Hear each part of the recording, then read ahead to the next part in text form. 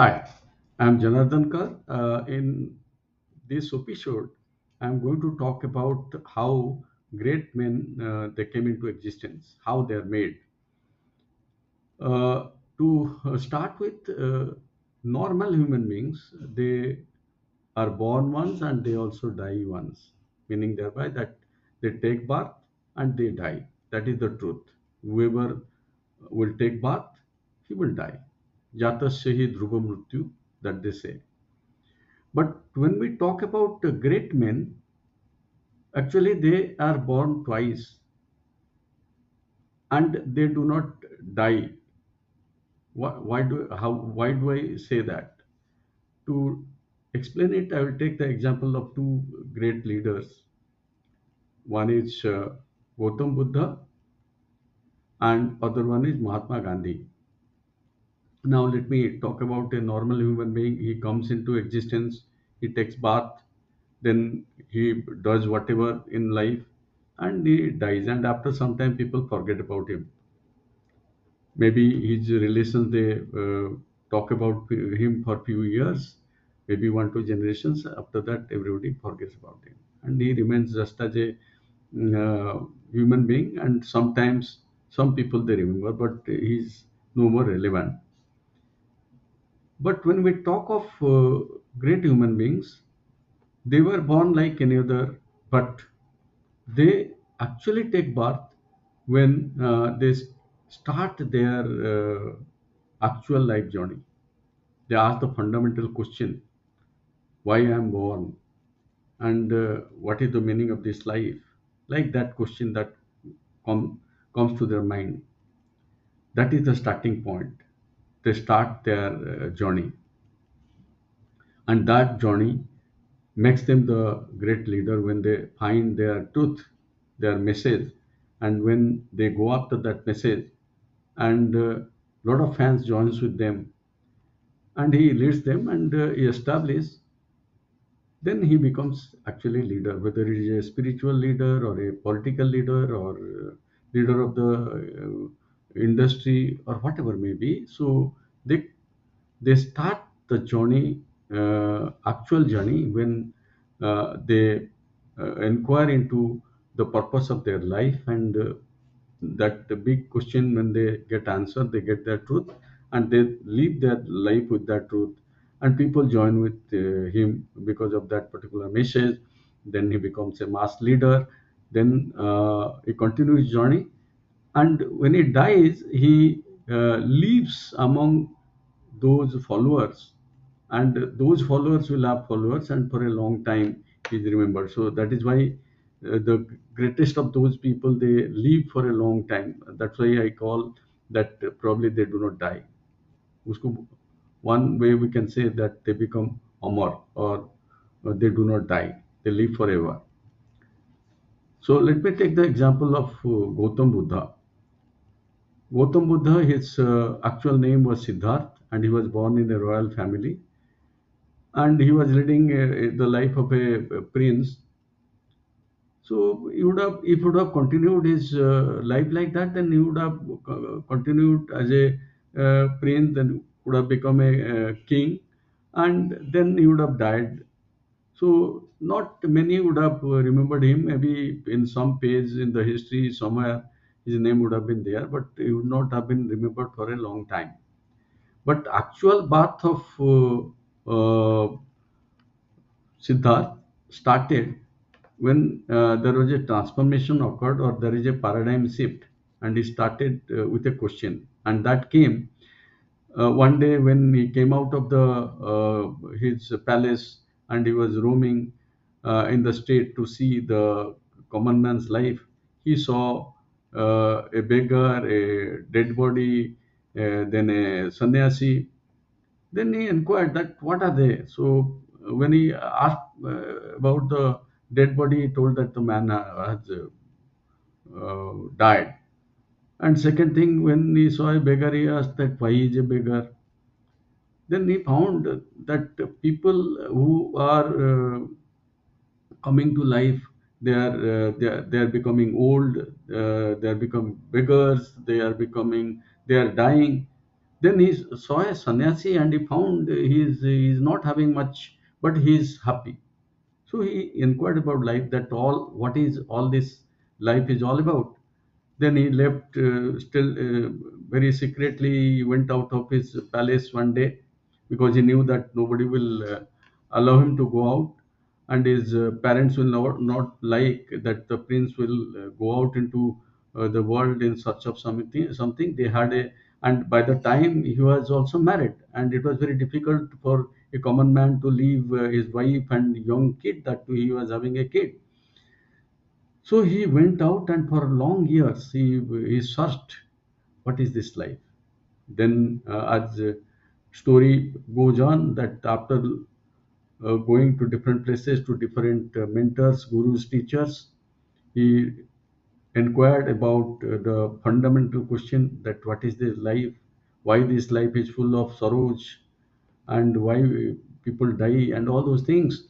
Then, as the story goes, one day, when he sat in meditation under a bodhi tree, then he got something inside. He found that answer to his question inside, and he became Buddha.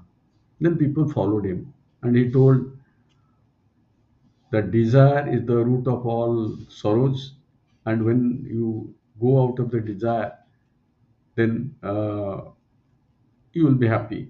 You will live a contented life. And he had his own preaching, so that was his message. And around that message, the followers came, and now Buddha gone, Siddharth became Buddha, and he's died. He has died long years back, but he's not forgotten.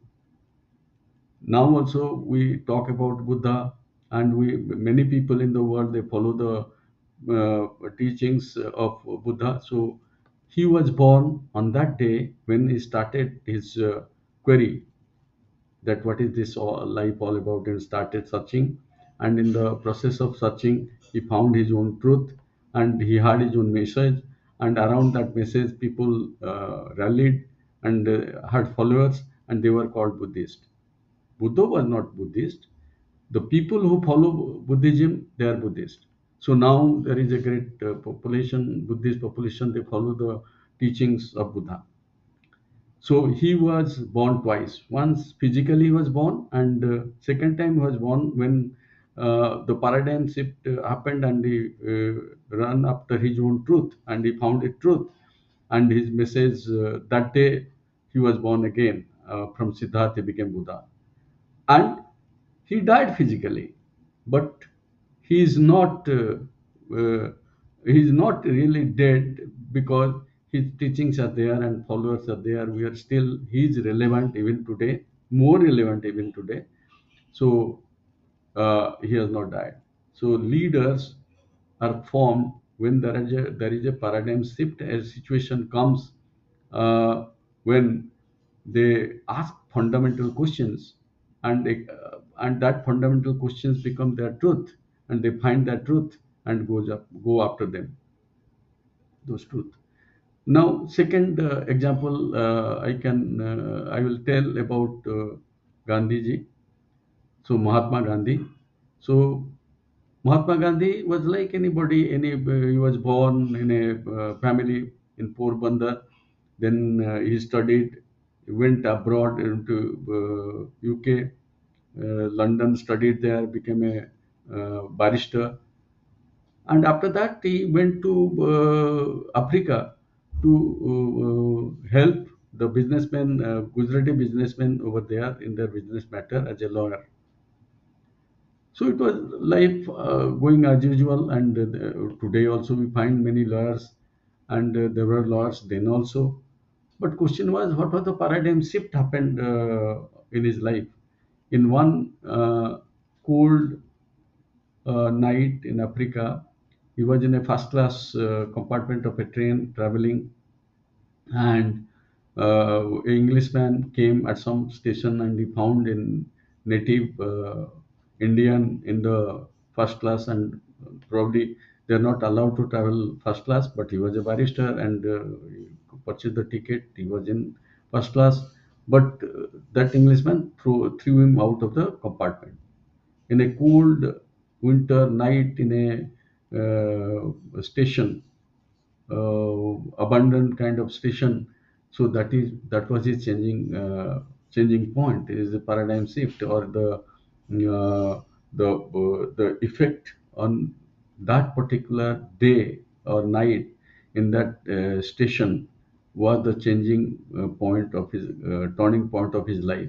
He thought that injustice, what is that injustice, with all everything having ticket and all that, why he was thrown out, it was great injustice. And after that his life changed and he came to India. Then he found that English rule is there, people are suffering, and he made his vow that I will change, I will make the country free. And the situation was different. He found a very unique instrument, that is ahimsa, that is non-violence, and truth. That became his battle cry, or the weapon to fight English man out. People used to say, it was said that sun never sets in the land of English people. But with that instrument, that truthfulness and non-violence, non-cooperation with cruelty, he drove Englishmen out. So now Gandhiji is also gone long back, but he's still relevant. So again, it proves the point. There was a turning point in life, that was the paradigm shift occurred, and a fundamental question arose in his mind, and he ran after that, and the rest is history. So he was born that Karamchand Gandhi, Mohandas Karamchand Gandhi became Gandhiji, and then Mahatma Gandhi. So he was born when he became Mahatma Gandhi. He was born twice. Once he was born physically, but second time when he became a leader, Jannayak, the leader of the country. That's why he was given the title Father of the Nation. So that is how he was born twice. And because of the truth he found and fought with that, people rallied around him, and he became Mahatma, the Father of the Nation. And if you would have led the life of a barrister, like any other barrister, you would have died, and you would have remained relevant maybe for some time, then you would have been irrelevant for people. But even today, he's relevant, so he has not died. Physically, he might have met death, but still he's relevant.